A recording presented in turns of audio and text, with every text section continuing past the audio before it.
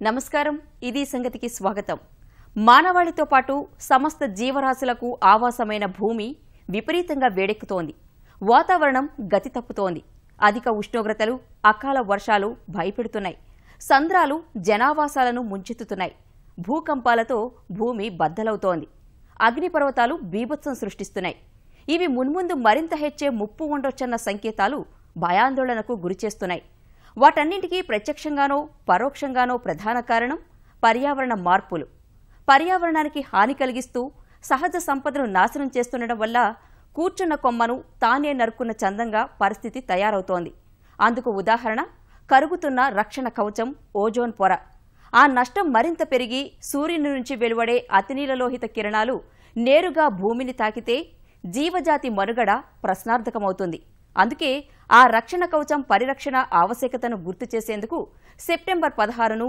అంతర్జాతీయ ఓజోన్ పరిరక్షణ దినంగా నిర్వహిస్తున్నారు.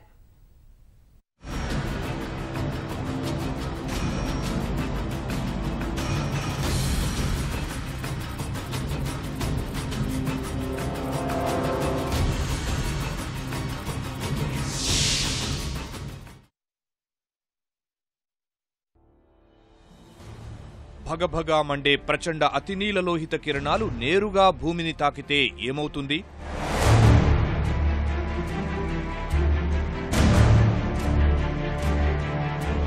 సుమారు ఓ 5-6 వేల సెంటీగ్రేడ్ ఉష్ణోగ్రత తీక్షణంగా కాల్చేస్తుంటే ఎలా ఉంటుంది?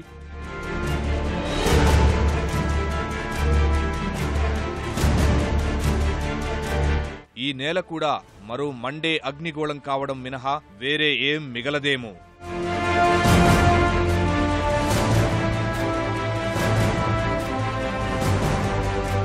2012 యుగాంతం వంటి హాలీవుడ్ చిత్రాల్లో మాత్రమే కనిపించే విధ్వంసమే వాస్తవమైతే అలాంటి ఊహకందని ఉత్పాతం నుంచి భూమండలాన్ని కాచి కాపాడుతున్నది ఓజోన్ పొర.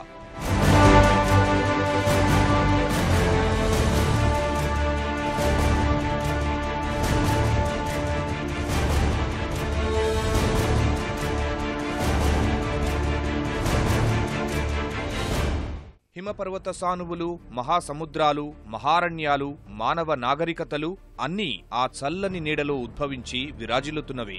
ఖచ్చితంగా చెప్పాలంటే భూమి నుంచి దాదాపు 20-30 కిలోమీటర్ల ఎత్తులో స్ట్రాటోస్పియర్ కింది భాగంలో ఉండి భూమిని కంటికి రెప్పలా కాపాడుతున్న కవచం ఓజోన్ మన కోసం ప్రకృతి సిద్ధమైన అద్భుత రక్షణ ఏర్పాటు.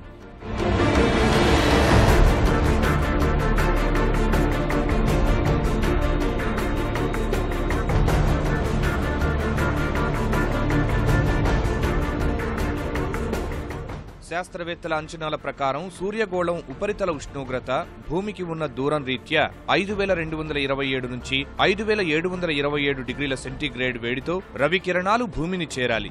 అక్కడే ఓజోన్ కవచం సూర్య ప్రతాపం నుంచి భూమిని కాపాడుతోంది. సూర్యుడి నుంచి ఆ వేడిలో ఓజోన్ పొర 97 నుంచి 99% సంగ్రహించి పలుచని కిరణాలనే భూమిని చేరేలా చేస్తుంది. భూగోళం వేడెక్కి మండిపోకుండా మానవాళిని రక్షిస్తుంది. ఇది ప్రకృతి సిద్ధంగానే ఏర్పడిన సహజ వాతావరణ పొర. అయితే కొన్ని దశాబ్దాల క్రితమే భూమికి రక్షణగా ఉన్న ఆ ఓజోన్ పొర పలుచబడుతూ ఉండడాన్ని శాస్త్రవేత్తలు గుర్తించారు. పరిరక్షించుకోవలసిన ఆవశ్యకతపై ప్రపంచానికి హెచ్చరికలు పంపారు. ఆ నేపథ్యంలోనే ఐక్యరాజ్యసమితి ఏటా సెప్టెంబర్ 16ను అంతర్జాతీయ ఓజోన్ పరిరక్షణ దినంగా ప్రకటించింది.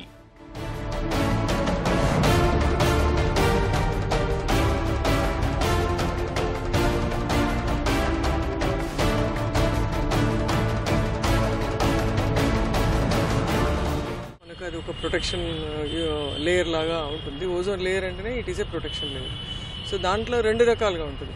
ఆ లేయర్ ఏం చేస్తుంది అని అంటే ఒక సూర్యరశ్మి నుండి మనకు చాలా రకాల వాయువులు, అందులో మంచి సూర్యరశ్మి ఎలా ఉంటుందో దాంతోపాటు విషవాయువులు కూడా దాని నుండి రిలీజ్ అవుతూ ఉంటాయి.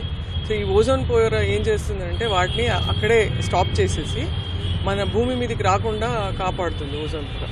సో దానివల్ల ఏమవుతుందని అంటే మనకు ఎలాంటి నష్టం జరగకుండా అబ్జర్వ్ చేయడం వల్ల స్ట్రాటోఫియర్ అని ఉంటుంది దాన్ని, అప్పర్ స్ట్రాటోఫియర్ దగ్గర ఉన్న ఇదంతా కూడా ఈ ఓజోన్ పొర మనకు విషవాయువుల్ని తీసుకొని భూమి మీదకి రాకుండా కాపాడుతూ ఉంటుంది. సో అది ఒక ఇంకా నిజంగా చెప్పాలంటే ఒక గొడుగులాగా మనల్ని కాపాడుతుంది. వర్షం నుండి మనం గొడుగు పట్టుకుంటే ఎలా కాపాడుకుంటాం అలా కాపాడుతుంది. ఈ విపరిణామాలకు కారణాలు చాలా వరకు అందరికీ తెలిసినవే. ఇవాళ సర్వమానవాళి మనుగడకు మూలాధారమైన ధరిత్రి దుఃఖిస్తోంది.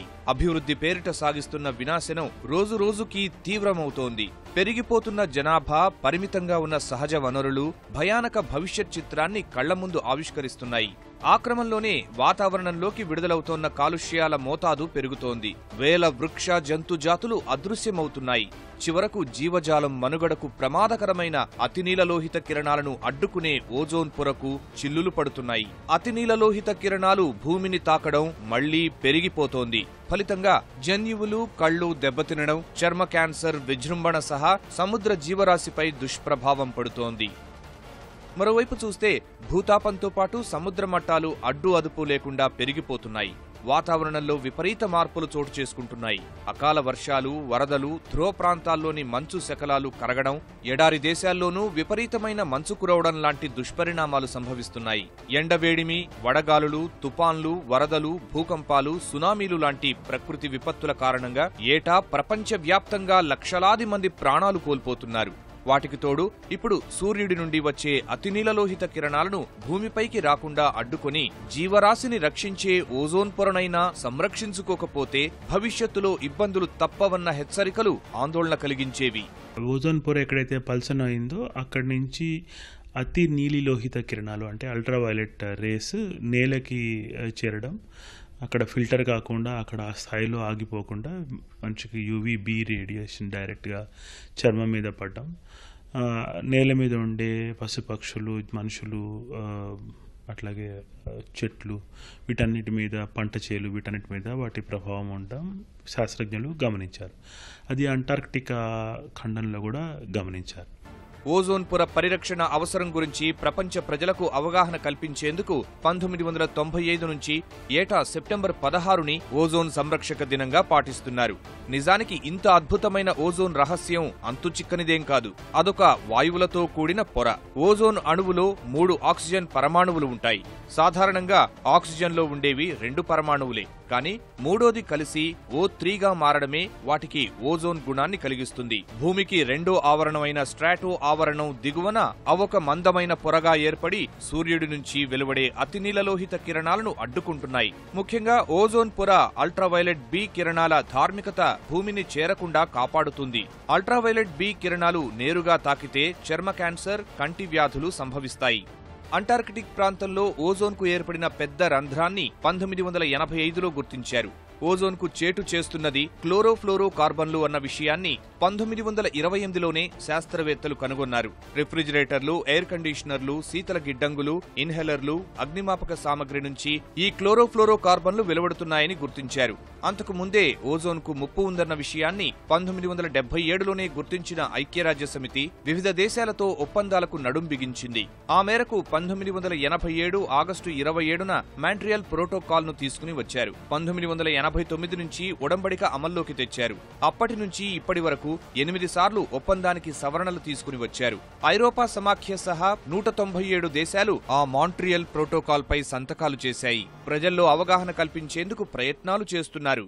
క్లోరోఫ్లోరో కార్బన్స్ కానీ, క్లోరోఫ్లోరో హైడ్రోకార్బన్స్ కానీ, క్లోరోఫ్లోరో బ్రోమో కార్బన్స్ కానీ, ఇవి అక్కడికి చేరినప్పుడు, ఆ పొర స్థాయికి చేరినప్పుడు అక్కడ ఉండే ఓజోన్ ఆక్సిజన్గా O2 అండ్ Oగా 2గా విడిపోతుంది. దాని ద్వారా మనకి ఓజోన్ పొర సన్నబడ్డం కానీ, చిల్లులు పడడం కానీ అవుతుంది, పల్చనబడ్డం కానీ అవుతుంది. అయితే ఈ ఓజోన్కి నష్టం చేసే పదార్థాలు మనకి భూమిలో మనం వాడే వస్తువుల్లోంచి విడుదలవుతాయి. ఓజోన్ పొరకు హాని చేసే కర్బన ఉద్గారాలను అదుపు చేయడమే మాంట్రియల్ ప్రోటోకాల్ ప్రధాన లక్ష్యం. ముఖ్యంగా క్లోరిన్, బ్రోమైన్ ఉండే ఉద్గారాలు, నైట్రస్ ఆక్సైడ్ వంటి కొన్నింటిని ఇంకా ఒడంబడిక పరిధిలోకి తీసుకుని రావాల్సి ఉంది. వాటిని మినహాయిస్తే ఒప్పందం పరిధిలోకి వచ్చే హానికర ఉద్గారాలన్నింటికీ గ్రూపులుగా విభజించి ఒక్కొక్కటే నియంత్రణకు నిర్దిష్ట కాల వ్యవధిని ప్రకటించారు. ఆ ప్రణాళికకు అనుగుణంగా ఫలితాలు సాధించి 2050-70 మధ్య నాటికి ఓజోన్ను 1980ల స్థాయికి పునరుద్ధరించాలని లక్ష్యం. అందుకోసం మాంట్రియల్ నిధిని ఏర్పాటు చేశారు. అభివృద్ధి చెందుతున్న దేశాలు మాంట్రియల్ ఒప్పందం అమలు చేసేందుకు కావలసిన ఆర్థిక సహకారాన్ని అందించడమే ఆ నిధి ఉద్దేశ్యం. ఇప్పటి వరకు ఒప్పందంపై సంతకాలు చేసిన 197 దేశాల్లో 147 ఆ ప్రమాణాలు అందుకున్నాయి. ప్రపంచం మొత్తంగా ఈ ఓజోన్ డిప్లెటింగ్ సబ్స్టెన్సెస్ అనేది రూల్స్ను ఏర్పడటం జరిగింది. ఈ ఓడిఎస్ రూల్స్ ప్రకారము సంబంధిత కాలుష్య నియంత్రణ మండలి, పర్యావరణ మంత్రిత్వ శాఖ ఏం చేస్తుందంటే ఈ ఏదైతే హాలాన్లు ఇవన్నీ బంద్ చేసామన్నమాట. క్లోరోఫ్లోరో కార్బన్స్ ఏదైతే ఉన్నాయో రిఫ్రిజిరెంట్లు ఒకప్పుడు వాడేవాళ్ళము, ఇప్పుడు అన్నీ ఎకో ఫ్రెండ్లీ సిఎఫ్సీలు వాడుతున్నాం. మన ఏదైతే ఎయిర్ కండిషన్లో వీటిలో వాడుతున్నాము. హాలాన్స్ అనే కాంపౌండ్స్ ఉండేటి, ఇంతకన్నా ముందు ఫైర్ ఎక్స్టింగ్విషర్లు వాడేవాళ్ళం, చిన్న చిన్న కార్లలో ఉండేటి. ఇప్పుడు అవన్నీ తీసేసి మనం వేరే different type of fire extinguisher వాడుతున్నాము.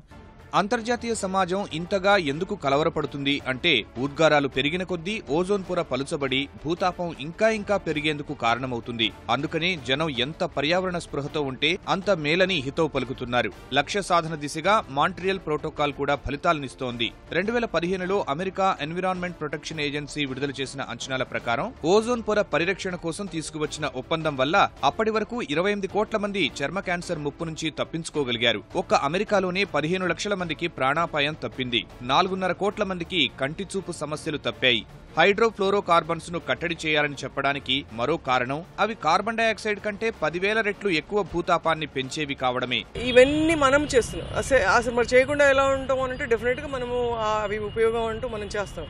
కానీ ఏ లెవెల్లో చేస్తున్నాం అన్నది మనం చూసుకోకపోతే ఈ రకంగా ఎక్కువ ఎక్సెస్ రిలీజ్ వల్ల ఈ ఓజోన్ పొర దెబ్బతిని మనకు విషవాయువులు మన భూమి మీదకి రావడం వల్ల ఎన్ని రకాలుగా అంటే ఇది ఒక మన భారతదేశంకో, మన ఆంధ్రప్రదేశ్కో, మన తెలంగాణకో కాదు, మొత్తం ప్రపంచానికి ఈ నష్టం జరుగుతూ వస్తుంది. దీనివల్ల ఏంటి, ఇది రిపర్కేషన్స్ క్లైమేట్, ముందు గ్లోబల్ వార్మింగ్ అని వస్తుంది, దాని తర్వాత క్లైమేట్ చేంజింగ్ అని, ఇవన్నీ ఒక ఓజోన్ పొర ఒక్క డెప్లీషన్ వల్ల మనకు గ్లోబల్ వార్మింగ్ వస్తుంది. గ్లోబల్ వార్మింగ్తో క్లైమేట్ చేంజ్ ద్వారా ఏం వస్తుంది అంటే ఇప్పుడు మనం చూస్తున్నాం రకరకాలుగా వర్షాలు పడే సీజన్లో పడకుండా రకరకాలుగా ఆ చేంజెస్ వస్తాయి.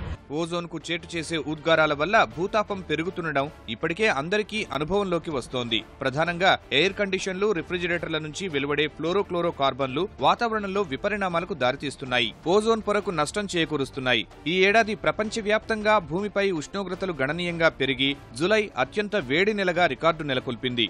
137 సంవత్సరాల్లో జులై నెలలో ఇంత తీవ్ర స్థాయిలో ఉష్ణోగ్రతలు ఎన్నడూ నమోదు కాలేదని అమెరికా జాతీయ సముద్ర వాతావరణ పర్యవేక్షణ సంస్థ ప్రకటించడం నానాటికీ పెరుగుతున్న భూతాప తీవ్రతను తేటతెల్లం చేస్తోంది.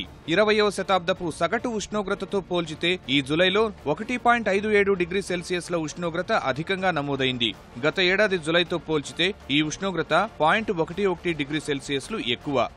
వాతావరణ మార్పులకై ఏర్పాటైన అంతర్జాతీయ బృందం భూతాపంపై అధ్యయనం జరిపి 2100 నాటికి ప్రపంచవ్యాప్తంగా ఉష్ణోగ్రతల్లో పెరుగుదల 1.4 డిగ్రీల నుంచి 5.8 డిగ్రీల సెల్సియస్లుగా ఉంటుందని వెల్లడించింది. తక్షణమే భూతాపం తగ్గించకపోతే ధ్రువ ప్రాంతాల వద్ద మంచు కరిగి సముద్ర మట్టాలు గణనీయంగా పెరుగుతాయి. అందుకనే పారిస్ అంతర్జాతీయ వాతావరణ మార్పుల సదస్సులో అన్ని దేశాలు ముక్తకంఠంతో నినదించి అంగీకరించినట్లు భూతాపాన్ని కనిష్టంగా 1 డిగ్రీ సెల్సియస్ మేరనైనా పెరగకుండా నిలువరించాలి. ఆలస్యం, అలక్ష్యం చేస్తే ఋతువులు మరింతగా గతి తప్పి ప్రకృతి ప్రళయతాండవం చేస్తుంది. ఓజోన్ పొరను పరిరక్షించుకోకపోతే మానవ జాతి